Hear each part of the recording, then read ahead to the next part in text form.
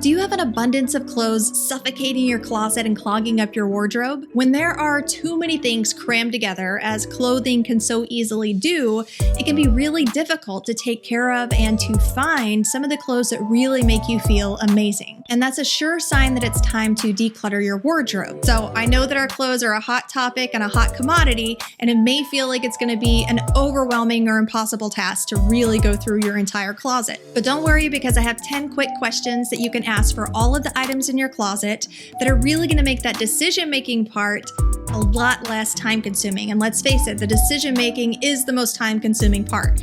So if you're ready to hear what those 10 questions are, then go ahead and click the thumbs up and let's dive right in. Number 1 is simple enough. Do you wear it? I know there are a lot of items that seem to make it past every single closet purge because we think that maybe I'll wear it someday.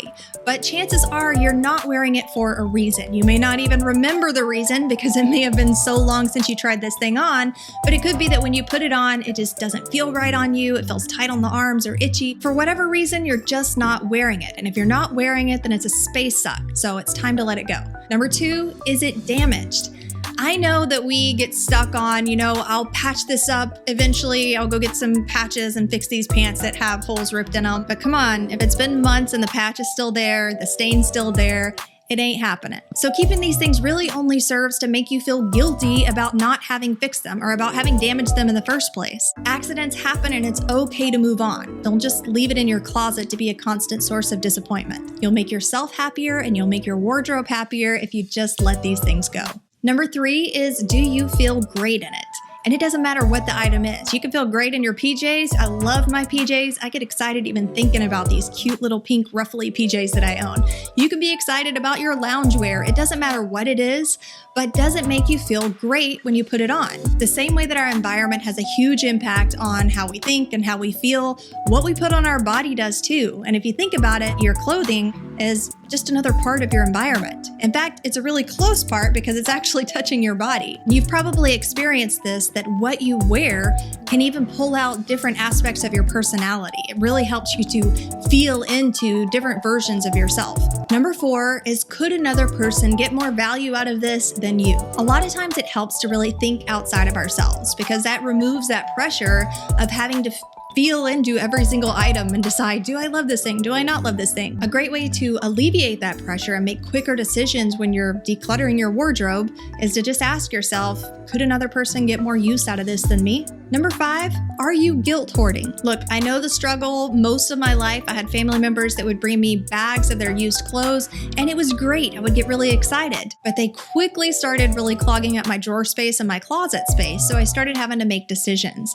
And when some of those family members would come back later asking about specific items, I would feel guilty. I would feel like, obviously this item means something to them, so I should hold on to it. And I would hold on to these things that weren't really in my style or that I didn't even really like out of guilt.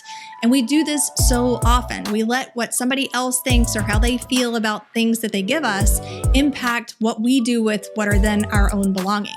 It got to the point where I would get frustrated when people would come and dump these bags on me because I knew that I was going to feel guilted into holding on to more stuff than I actually wanted to. Eventually, I came to the conclusion that I would not allow guilt to control my space and my closet. This is a big lesson for a lot of people who are holding on to things out of guilt. It's true of any area, including your closet. Now, this is one of the things that I go into in my masterclass where I share my holistic clutter-free formula. I do talk about that fear of being wasteful and about that fear of feeling guilty and obligated to keep stuff. So if you haven't watched that masterclass yet, then I definitely recommend you watch it, and I will leave a link down in the description. Number 6, is it comfortable? Yes, that matters. Comfort matters. It matters in the type of energy and mood and attitude that you're going to take throughout the day. There's nothing worse than feeling miserable in what you're wearing, like how it's making your body feel throughout the day. And it's not changing. Clothes never change when they're hanging in your closet. So if it's itchy or it's tight on your arms or it just doesn't fit right and it doesn't feel comfortable and makes you feel uncomfortable during the day, those clothes aren't going to just magically change hanging in your closet. So now is a great time to go ahead and let those things go. Number 7, does it have an upcoming purpose, an actual identifiable upcoming purpose? Now, I know that there are certain situations where maybe you want to have a semi-formal dress that you're not necessarily planning on wearing at any specific time, but that's there when a wedding comes up. But if you're somebody who's collecting a new semi-formal for every event that comes, and now you have like half of a closet full of semi-formal dresses or different versions of a black dress, then it's a great time to go ahead and play eeny, meeny, miny, mo and decide which one or two of those you actually want to hold on to. And this is a great time to be honest with yourself. I mean, if you have a tendency of buying a new dress every time you have an event anyway, then is it really necessary to hold on to all of these in your closet? Are you ever actually going to go back and use these? Which brings us to number 8. Is it a duplicate? Again, with the black dress collection, which seems to be a trend. I see a lot of people who have a whole lot of black dresses, different versions of black dresses, and they're never wearing them because they don't have that many semi-formal events to go to. And it seems to be that every time something new comes up, they buy another dress anyway. So do you have a bunch of duplicates of the same outfit? Or it could be that for a job that you no longer work at, you had to buy a whole bunch of similar white t-shirts or something, and now you have a large collection. So go through, and when you're looking at the items, is it a duplicate? And if it is, and it's an intentional duplicate, like you bought 2 of a shirt because you just really like that shirt, then that's totally fine. That's an intentional decision. But still, this is a great question to run through the process. Number 9, is it sentimental? Now, the primary thing that jumps out to me when I think of sentimental clothing is a wedding dress. There are a lot of people who want to hold on to their wedding dress for memorabilia or to see if their daughter, child wants to wear it whenever they grow up. So you can choose to maybe put it in a box where it's preserved and stash it away somewhere rather than keep it hanging in the closet. But if it's just general items of clothing that have been passed down to you or gifted to you by different people, then I really encourage you to examine the sentimentality that you're putting on your clothing. Clothes generally should not be one of the more sentimental items. And number 10, does it fit currently? I know that so many people, especially who have weight fluctuation issues, like to hold on to various sizes of clothes or clothes that they used to wear that they're waiting to maybe come back into fashion. Do you wear it currently? Look, if you're really going to declutter your wardrobe, then you need to declutter it for the present, not for the past, not for the potential maybe future, but for the present. What do you want to wear now?